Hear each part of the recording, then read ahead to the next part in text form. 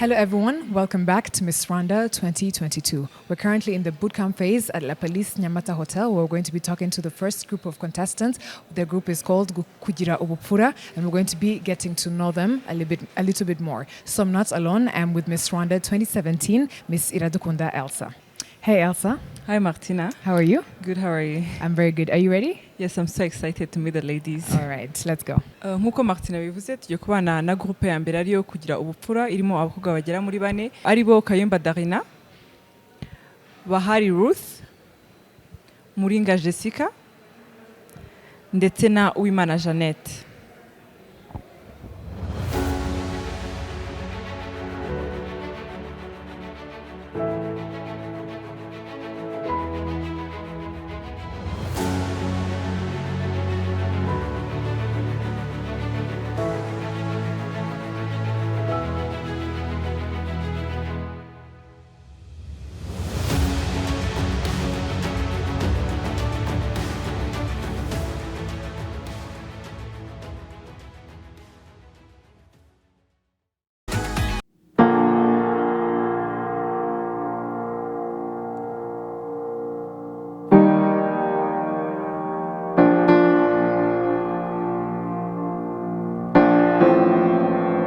Meze gute? Meze neza. Urumva witeguye kuganira natwe? Yego nditeguye. Okay, urakoze cyane. So, watwibwira ukatubwira amazina yawe, imyaka ufite, aho uturuka, muri make twakumenya twese nk'abanyarwanda. Yego. Murakoze cyane. Nitwa Uwimana Jeannette. Mu izina ry'amarenga banyita gutya. Mfite ubumuga bwo kutumva no kutavuga. Mfite imyaka 26.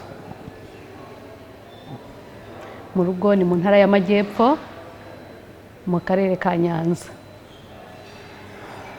Mu rugo rero nakuze mfite ababyeyi bombi ariko papa ntabwo nkimufite. Mfite mama gusa. Mu rugo turi abana 7 ninjye mukobwa wenyine.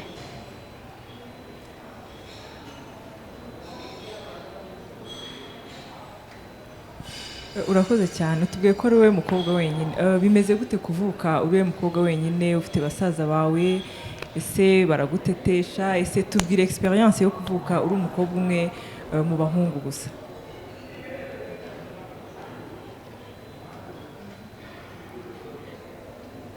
Ubusanzwe njyewe mu muryango w'iwacu ndi imfura.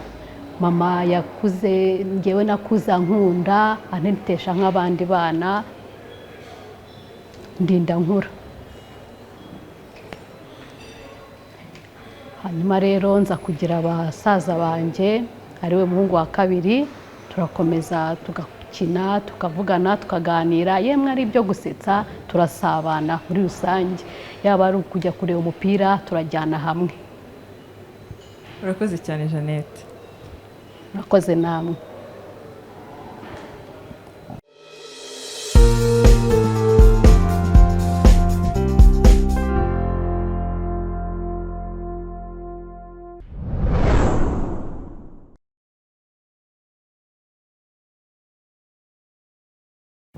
Hey Jessica. Hello. How are you? I'm good. Please tell us about yourself, what you like doing, so that people out there can know a little bit about Jessica and why you feel like you should be Miss Rwanda. My name is Muringa Jessica. I'm 19 years old. I have 2 parents. I grew up in a family of 3 children, and I'm the last born. So I live in Karongi district. In my free time, I like painting. So yeah, that's You like? painting. Painting? Yeah. Oh, you're an artist? Yeah, I'm an artist. Do you do it as a hobby or you also get money from it? Just a hobby at Just the a moment. hobby. Yeah. How long have you been doing it for? Like 5 years. 5 years. Yeah. Nice to know. Thank you, Jessica. Thank you. Bahali Ruth meze gute? Meze gute. Okay, nanjye meze neza. Nkuko byumvishe bagenzi bawe bagiye batubwira ibyo bakunda, ibyo bakunda gukora, imyaka bafite muri make. Nawe watwibwira ukatubwira imyaka ufite, uko witwa, aho uturuka, muri make tukumenye. Murakoze, nkuko bivuze nitwa Bahali Ruth. Mfite imyaka 23. Ntuye mu karere ka Kicukiro mu mujyi wa Kigali. ndi umukinnyi w'amafilme n'ikinamico ariko nanone ndi n'umusizi. Hanyuma ndi umwana wa nyuma mu bana batatu, hanyuma nta babyeyi mfite bose. Ikintu nkunda gukora cyane cyane nkunda gukora sport, nkunda no kuganira n'abashuti banjye, nkunda kuba ndi kumwe n'abantu cyane cyane. Utubwiye ko uri umusizi, ese ni ibintu ukora nk'akazi ka buri munsi kagutunze cyane, ni ibintu ukora nk'uko watubwiye ukunda kuba uri kumwe n'inshuti zawe, ibintu ukora nko kubashimisha? Ikindi bibaye byiza wadutunyurizamo muri make natwe tukumva. Murakoze. Ubusizi nabitangiye ari ibintu nkora nko kwishimisha, kuko ni ibintu nakoraga nk'ibintu bimfasha gukiza ibikomere cyangwa se komora, kubasha gukira muri njye, nkandika nkabwira abantu. Nyuma nza kubona Malayika Uwamahoro arimo kubikora, nza kumva ko bamuhamo n'amafaranga, ndavuga ariko nanjye wagerageza. Nanabigerageje rimwe tuza no guhurira mu kiraka turakorana, hanyuma kugeza ubu mbikora nk'ibintu nkora nk'akazi, ariko mbikora nk'ibintu nkora nishimisha, mbese ni byose. Akantu nabanyurizaho ni I am beauty beyond what you think. I am a fighter and I am a conqueror. And me is every woman in the world. Urakoze cyane Ruth. Urakoze nawe. Hi Darina. Hi, How are you? I'm good. How are you feeling today? A little bit confused, but it's good. I'm good. What are you confused about? I mean, I'm not used to this environment, but yeah, I'm making it. All right. So can you tell us about yourself, who you are, what you like doing, something that the people can know about you out there? Okay, so my name is Kayumba Darina. I'm 20 years old, and I'm the last born, and I have 2 sisters and 1 brother, and I love watching movies, and yeah. What do you like? What is? Tell us about your hobbies apart from watching movies. What do you like doing? Yeah, so I love singing, and I also love everything related to the media. Too? Like, interviewing people and all of that. Oh, you want to be a journalist as well? Yes. Okay. Can we hear something about your singing? Just like 2 lines. Maybe right after. Right after? Yeah. All right. You promise? Yes. Okay. Thank you, Darina. Thank you. All right, Darina. So could you please tell us about your Miss Rwanda journey from the minute you decided you want to enter the competition, when you signed up, when you went through the audition phase, when you got a pass, as well as the pre-selection round, which is what you guys have recently come from, as well as your first day in boot camp? Okay, thank you. When I was auditioning, it was, I would say, overwhelming because I wasn't used to the spotlight and all of that.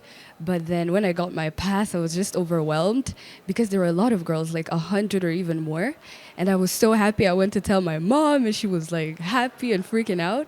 And then the pre-selection phase, before the pre-selections, there was actually an interview that went viral and kind of like shocked me in a way that it was really uncomfortable, and I wasn't like keeping up with my, research and all of that.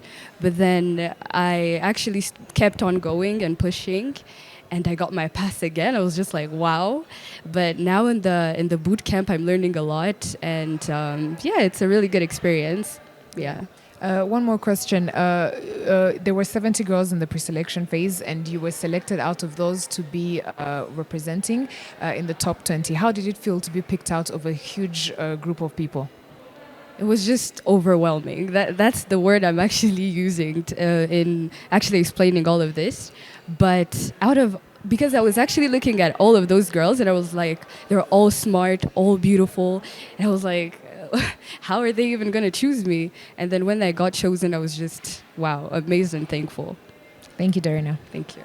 Bahali Ruth, watubwira ku rugendo rwawe rwa Miss Rwanda, guhera igihe wagira igitekerezo, ese cyaje gute, ese ni igitekerezo maranye imyaka cyaje muri uyu mwaka, ese byagenze gute kuva wajya muri audition kugera muri boot camp? Murakoze. Kuza muri Miss Rwanda ni ibintu nashatse gukora muri 2020, ubwo nagiye gusura nyogokuru wanjye, ngezeyo noneho tujya mu hantu nyine ngo hari abana b'abakobwa bafite ukuntu bahura, baza no kwinvitingamo n'abahungu, noneho ukareba ukuntu bari kuvuga imbere ukabona ari kwanga, ari kwitinya, kandi mu by'ukuri mwaganirira inyuma ukumva afite mu mutwe afite ibitekerezo byiza. hanyuma ngira igitekerezo ndavuga se ko nkora ibintu by'ikinamico ni gute nashyiraho ikintu cyatuma abantu bazamura public speaking. Ntabwo bose nshaka kuba baba bakinnyi b'amakinamico, ariko byibura hari ukuntu mu ikinamico uzamura public speaking. Ngira icyo gitekerezo, ariko sinatekereza guhita nkizana muri Miss Rwanda. Icyo gihe nanitinya nkavuga se ntabwo najyayo, iki n'iki, ase inkweto ndende sinzimenyereye, nyine utuntu twinshi umuntu agenda tumusubiza inyuma. Hanyuma ndabireka sinajyayo, na covid raza, projet yanjye isa nkaho itari gukora neza. Noneho 2022 ije nibwo noneho nagerageje gushaka uburyo nayikoresha, ariko nakegera abantu ntibanyumve, navugana n'umuntu umubwira uko bimeze ukabona arabyumvisha ariko kumva nagashaka kumfasha. Ariko nubwo byagenze gutyo nagize bake banjoining. Hanyuma 2022 ije ndavuga I'm just gonna join. And then mbibwiye abashitsi banje atugiye muri Miss ati turakubagana we ntago bazagufata uzagerayo uvuga ibintu by'ubugo. Ndavuga oya, Imana irahari kandi ndabizi nabikora. Hanyuma ngira igitekerezo cyo kuzamo gutya kuko nifuzaga ko projet yanjye yabasha gukora. Nizera ko Miss Rwanda ni nk'itara rikumurika ukabasha kuboneka kuri stage ku bantu, kandi ntekereza ko hari ukuntu bampuza n'abantu bafasha projet yanjye cyangwa bakanayinonosora ku buryo burambuye. Nuko natekereje kuza muri Miss Rwanda. Watubwiye ko muri bimwe byatumye ujoininga Miss Rwanda ari ko washakaga ko umushinga wawe ugeza ku bantu benshi. Ese wenda iyo utagira amahirwe yo gukomeza muri 20 ba mbere wari kukomeza cyangwa wenda wari gucika intege, muri make wari kubigenza gute? Iyo nagira amahirwe ndibuka umunsi twagiye gukora tech rehearsals, imyitozo mbere y'uko show iba. Rero ikintu mumenya kuva warageze muri 70 byonyine ubwabyo ni intsinzi. Wakegera Miss Rwanda organization ukababwira ngiye mfite uyu mushinga uyu n'uyu, mumfashe mungeze ku bantu bafasha kuteza imbere cyangwa se kushyira mu bikorwa. Numva muri njyewe bibaye nka hari intsinzi already, numva biranyuze. Ndavuga ariko nta wanga ibyiza ngiye na muri bootcamp, that would be so nice kuko numvishe mu bahavuye ko ari ahantu bigira ibintu byinshi. Mu ndimi z'amahanga it's an educational space niko nabyita. Rero ndavuga ngo niyo ntajya muri bootcamp still I have a success, nza approaching Miss Rwanda, nzayikorera gende mbabwire ndisness ko bazamfasha. So nuko niyumvaga mu byukuri. Urakoze cyane Ruth. Yeah. Jessica. Yes. So, like your fellow contestants told us, please tell us about your Miss Rwanda journey from the beginning stage to where you are currently. Thank you very much. So, the beginning stage of this journey, I would say, started from 2016 when I joined what I would call like Miss School.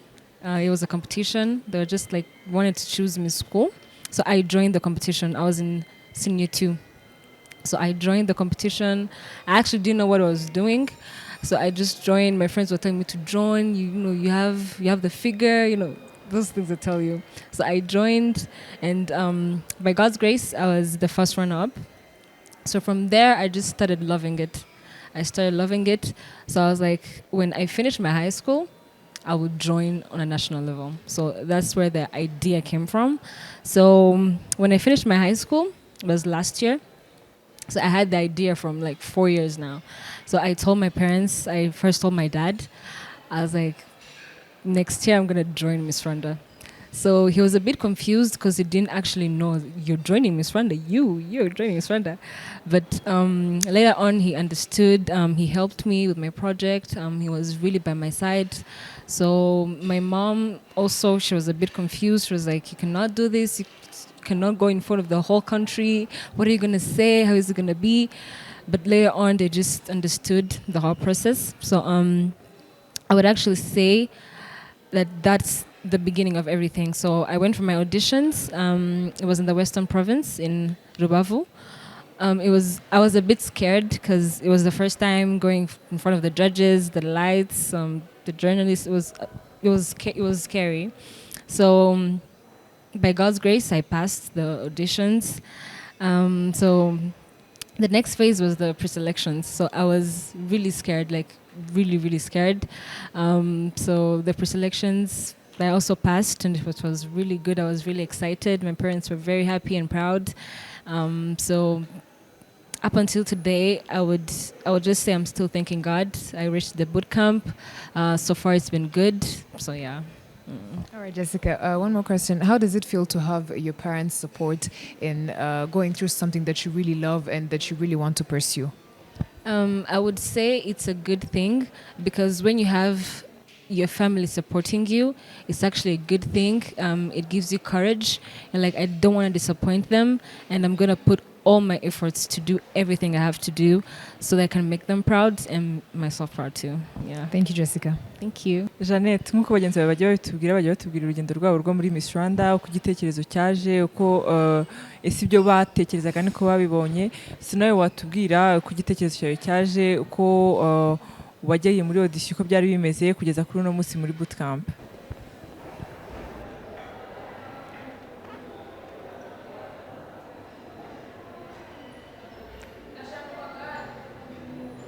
Murakoze cyane. Igitekerezo cyaje mu 2018, ariko mu gutangira ku ishuri twagendaga twigana abamisi, ariko mu 2018 igitekerezo kiraza, ndavuga se bunajya mu marushanwa ya Nyampinga. Abaza abaturanyi be n'inshuti ze, ese nshobora kujya mu marushanwa ya Nyampinga? Gurasetse, ntago umuntu ufite ubumuga bwo kutumva no kutavuga ashobora kujya kuba Nyampinga w'u Rwanda rwose. We arababaza ati se kubera iki? Ati kubera ko habaho ikibazo cyo kumvikana nabo cya communication. Ndabyemera, nkomeza gutyo ntekereza ko nta muntu ufite ubumuga ushobora kujya muri Nyampinga kuba umukobwa uhatanira ikamba. Ariko bigeze mu 2022 igitekerezo kiraza, njyewe ubwanjye mpita numva ko nifitiye icyizere, mpita mbaza mama ese nshobora kujya mu marushanwa ya Nyampinga? Ngo nta kibazo rwose, genda rwose, ngenda byishimiye, icyo gitekerezo ni cyiza. Mbere ariko yari yabajije kubaza abaturanyi, ntabwo nakwizera abaturanyi, ariko reka njye kubaza mama wanjye. Mama aranyemerera, nibwo najyaga kwiyandikisha, rero arananyemerera yuko njya mu marushanwa Nyampinga w'u Rwanda, yandikisha mu ntara y'Amajyepfo.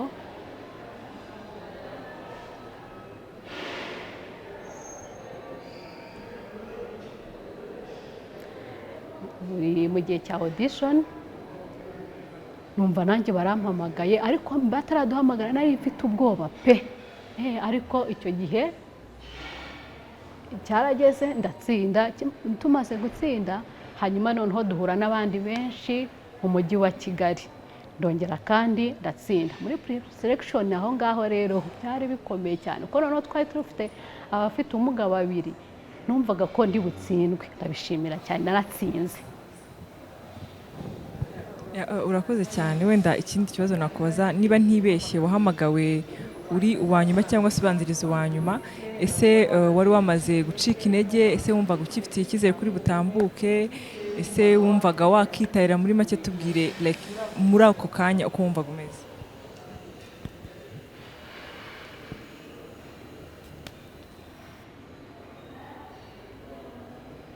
Nakomeje ndicara, kubera ko twari turimo dufite ubumuga bwo kutumva no kutavuga.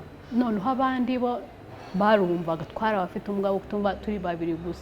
Ariko se nkatekereza rwose nta n'umwe muri twembi barahamagara. Tukaguma twese tubazanya, ese koko nta n'umwe watsinze? Turategereza, ngeze aho numva barampamagaye. Nshimira Imana cyane, numva ndatunguye pe, mpita ngenda cyane kuri podium, ariko numvaga nishimye cyane. Ariko batarampamagara ubwoba bwari bwanyishe. Murakoze namwe. Jeannette, so tugeze ku kibazo cya gatatu, aricyo watubwira muri make icyagutunguye muri bootcamp. Ese ibyo watekerezaga niko wabibonye? Ese ni ibihe bintu wenda wifuza kubona muri bootcamp? Muri make utubwire uko bootcamp wayibonye.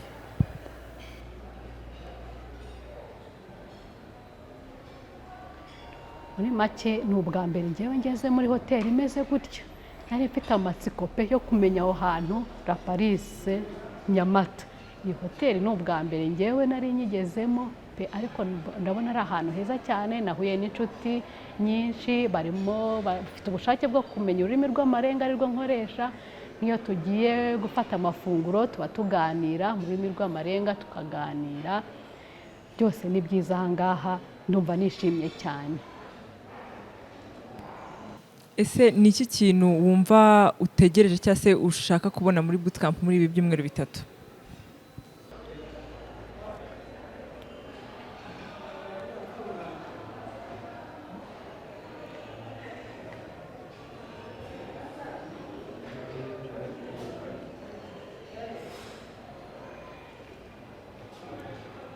Ubundi rero ntaraza aha ngaha muri bootcamp, ntaragera mu marushanwa ya Nyampinga w'u Rwanda, numvaga bavuga yuko haba abantu baza gutanga ibiganiro, nkaba mfite amatsiko, ese babaganiriza iki?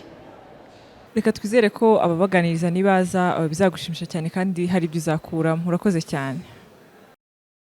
Murakoze namwe.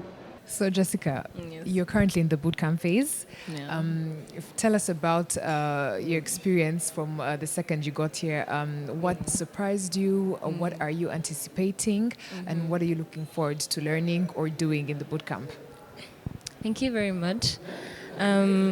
Because it's the first 2 days, it's actually new to me. It's a new experience, you know, just living in a hotel. But I wouldn't say much because it's like still new, like 2 days. But I'm looking forward to this experience because it's actually something that I really wanted, because I want to learn from this, because we meet so many different people. You get to learn a lot from them. You make friends. You're like a changed person from this. So I'm just looking forward to the many things I'm going to do, and the journey and the fun and the learning experience. Yeah. All right. So you know how the youth of today are glued to their phones. How does it feel to not have your phone, or the fact that you're not going to be having your phone for the next 3 weeks? And also, how does it feel to be living with 19 other ladies?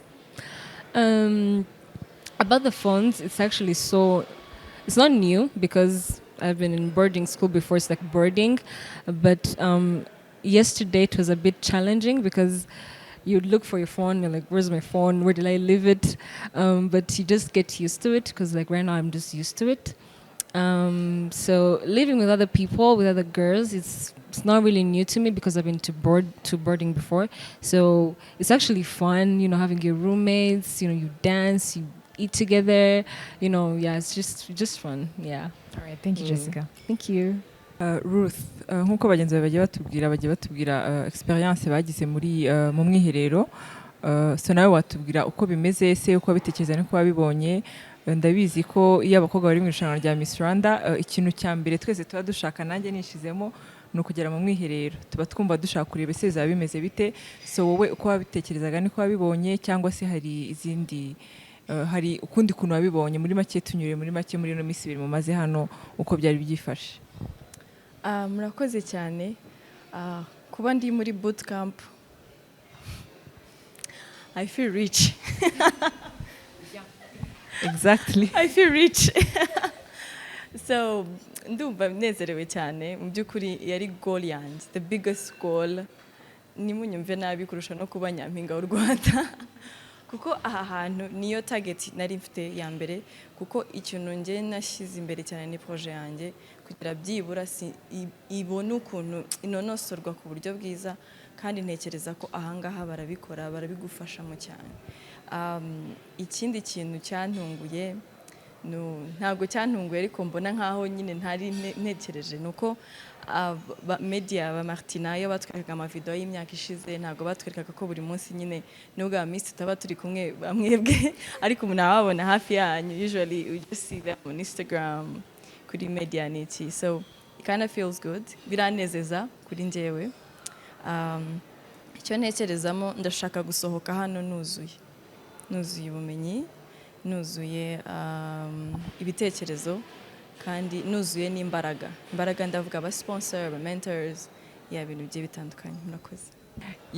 Muri no Miss ibiri murimo hano, ese hari umuntu umaze kugusetsa kurusha abandi? Ese hari uwo wabonye ukabona biratangaje, cyangwa nabonye ari wowe usa nk'urimo urasetsa abandi? Muri make tubwire uko wabibonye. Ntekereza ko abantu bose hano baranejeje. Kuba umubona byonyine akagusekera, ntekereza ko ibyo biba bihagije cyane kurusha umuntu uri bugusetsa. to personally. So rero umuntu usetsa sha bose barashekeje twese turashimishije. So urakoze nawe. Darina, Yes. so you're the last person to tell us about your boot camp experience for the past 2 days. Tell us how you felt when you reached the hotel. How does it feel to be here, and what is the thing that surprised you the most, or what are you looking forward to for the next 3 weeks? Yes, so thank you. It was because okay, so I wasn't used to like living with a lot of girls, having a roommate. I didn't actually go to boarding school, so it was kind of like crazy, but it was actually really good because you learn how to socialize and all of that. You just have fun. Although it's kind of like you have to study as well. Go through all of those experiences that you're not used to, but it gets more fun when you're with also other people. And plus also what I actually want to get out of this experience, I want it to be as educational as it can be. Improving my social skills, improving my public speaking skills, being more articulate, and also learning new stuff about my project. And yeah, that's basically it. All right. So far, what is your favorite thing about bootcamp? Eating. Us all. Yeah. We love the food. Yes, we love the food. Oh, Yeah, thank you, Darina. thank you. Okay, Darina, as a contestant contesting to be Miss Rwanda 2022, you are entering a platform where you can be able to contribute to society as well as empowering ladies out there. What is your message to your fellow ladies or girls out there who possibly want to go through the same journey or who are thinking about it? Yes, my message to all of the young girls is to believe in themselves, because when you believe in yourself, you're just contaminated with positivity. And also to have confidence, to put yourself out there. And I do believe that when you're confident enough, you get out of your comfort zone. And when you get out of your comfort zone, you don't limit yourself. You actually use all your full potential. Yeah. Thank you, Darina. And for example, this is your first time doing this, but if you were to do this again, would you choose to do it again? Or you feel like being nervous, it was too much for you? No, I would actually redo it because it's an amazing opportunity. Thank you. Thank you. Ruth, nk'umukobwa uri mu irushanwa rya Nyampinga w'u Rwanda, uri gukurikiranwa ubu ngubu, navuga ko uri gukurikiranwa n'abakobwa benshi bari kukureberaho bashaka kuzamera nkawe mu myaka iri imbere. Ese ni nk'iyo message wagenera abo bana batoya barimo barakureba? Ikintu nabwira abana b'abakobwa bari hanze ni uko icya mbere ni ukugerageza mu ndimi z'amahanga, ariko ndaza kubisobanura, being comfortable with what's uncomfortable. Kuko nk'abana b'abakobwa duhura na challenges nyinshi, iz'umubiri wacu, iza society tubayemo, n'izo natwe ubwacu twiteze. So rero iyo ufite ubumenyi bwo kumenya kwihangana cyangwa se gukomera cyangwa se kubaho mu bintu bitoroshye, hari ikintu kinini bikugezaho. Ikiri nanone bakamenya kwigirira icyizere udakuye ngo ku nshuti, ku bantu uzi, ku babyeyi, kuki wowe muri wowe ukavuga njyewe nabikora. Ikiri nanone bakamenya kugira kwihangana no kubaha, kugira ngo ibyo bintu iyo ubifite, kumenya kubana n'ibikugoye, kwigirira icyizere wowe muri wowe wivanyemo, kandi wenda ukuye no ku Mana, njye am a believer, ukuye no ku Mana, kubaha ndetse no kwihangana. Ibyo bintu ntekereza ko umuntu wese w'umukobwa aramutse abigize hanze hano, hari intsinzi nyinshi yaboneka ku bana b'abakobwa. Urakoze cyane. Urakoze. Jessica, so like your fellow contestants have said, what message would you give to your fellow ladies out there who are possibly scared of joining the competition, or they feel like it's not a possibility? Tell us what you would tell them. Thank you very much. So this is going to sound a bit cliche because many people tell you, but it's actually very good to actually believe in yourself. Believe in yourself. Talking from experience, because many people are going to tell you, your family, your friends, are going to tell you, we believe in you, but when you don't actually believe in yourself, it's actually zero work. Like, it's zero work. So I will tell the girls out there, whatever you want to do, whatever you want to partake, to do, to say, just believe in yourself. The second thing is love what you do. When you love what you do it with all your heart, with all your strength. And I will say 2 things: believe in yourself and love what you do. Thank you. Thank you, Jessica. Miss Rwanda 2022 yatewe inkunga na Africa Improved Foods, Bella Flowers, Forza Gaming, Africa Medical Supply, Hyundai Rwanda, Volcano Express, University of Kigali, La Palisse Nyamata, IUCN, East African Promoters, Meres Petroleum, Rwanda Forensic Laboratory, Makuza Peace Plaza, Copa Telecom, Igihe Limited, Smart Design, Ian Collection, Keza Salon, Bisa Deco, HDI Rwanda, Diamond Smile Dental Clinic, Cylindor, Auto Express Garage, Goodaf, HD Design, Primus. Drink responsibly. RBA, nah. Bank of Kigali, financially transforming lives.